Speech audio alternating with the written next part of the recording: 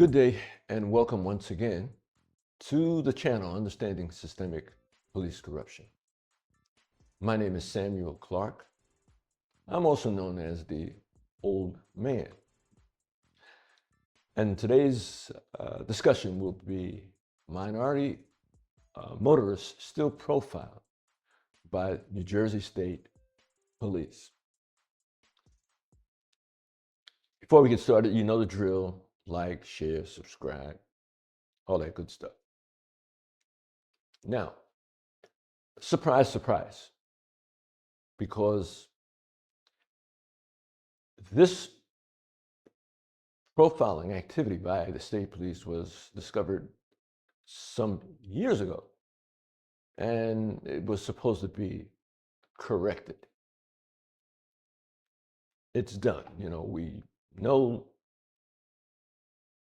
that you guys were doing this, but now we're going to stop it. We're not going to do that anymore. Well, not the case. As a matter of fact, the watchdog group and the New Jersey State Comptroller said that the state police had the data. It's essentially knowing that this profiling was occurring, but did absolutely nothing about it in their own words. This story was reported publicly in one source, the NJ.com, which handles stories in New Jersey. And the information from the state police that the comptroller wanted, and from the Attorney General's law enforcement professional standards, they were not getting the information that they requested. Certain documents were withheld, claimed to be privileged. Some documents were redacted. So I submit to you that this policing system is working exactly as it is established to work: to hide the truth and to just keep on doing the corruption and just keep doing the wrong thing no matter what. Why? For one reason, there's no penalty. That's why it works.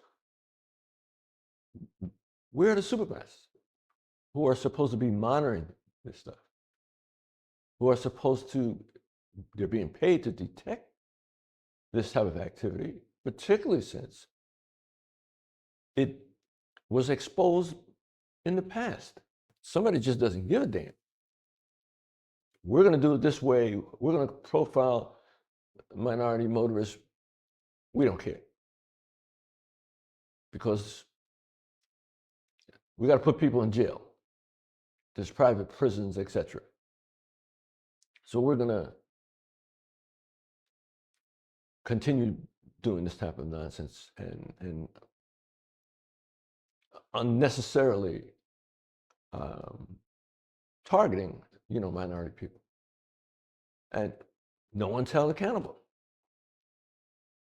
The high-ranking officials are not held accountable. They're the ones that are in charge. They're at the top of the system, not the individual trooper. By their actions, it seems that there's no supervision, that these people are being paid to stay home or do nothing. And then when they know about the problem, based on the data that spells it out, take no action about it. So what? This is absolutely not tolerable, but it is tolerated. This is a taxpayer-funded agency which is running amok, and no one is doing anything about it. And the parties who are tasked with stopping this type of activity are missing in action. Ladies and gentlemen, that's what we are, ladies and gentlemen. We're adults. But when are we going to start acting like adults and not like children? And we'll keep listening to these fairy tales, that this is a raceless society or something, and you don't see race. It's the furthest thing from the truth. That's the elephant in the room, and we keep ignoring it. This type of system that we have is not friendly. It's hostile to all Black people worldwide. Sorry, I'm just going to say it. You expect this system to help Black people in Haiti, or for them to help themselves of the resources and labor in Haiti? You expect this system to help Africa? Please. If it wanted to help someone, if it was for real, if it was sincere, it would say, hey, we're going to compensate the ancestors of Black people for slavery. And we're going to repair the harm. That's what they would do. But they don't care. That's not what it's about. It's a system of supremacy.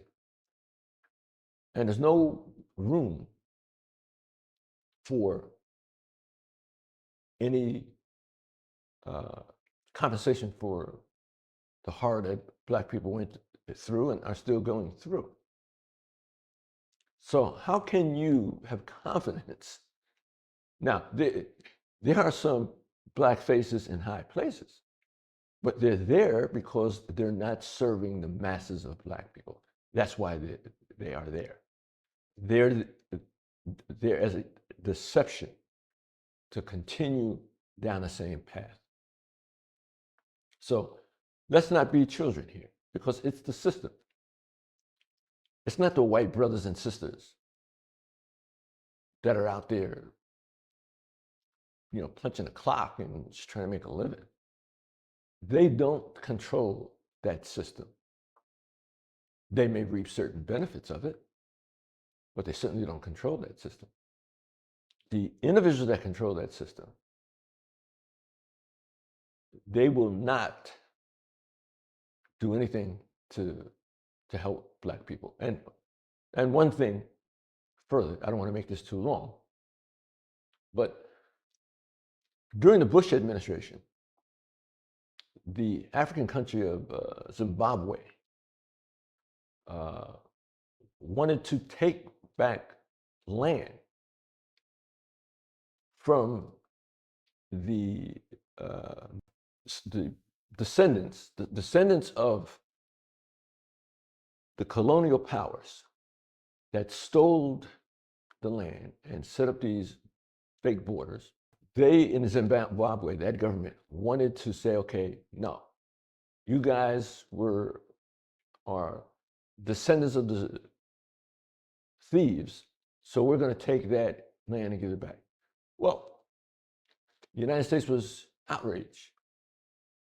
They said that these people have to be compensated. So they believe in compensation for white people, but they don't believe in compensation for Black people. It's obvious.